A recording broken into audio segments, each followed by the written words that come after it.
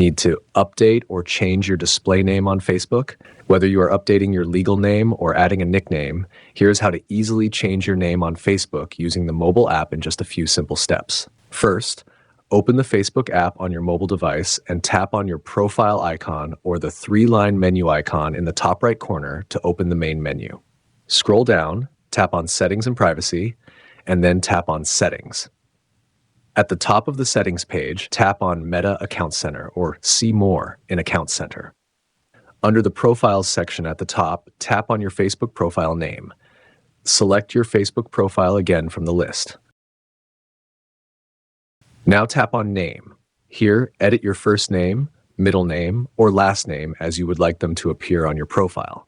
Once you have typed in your new name, tap the blue Review Change button. Facebook will show you a preview of how your name will look on your profile.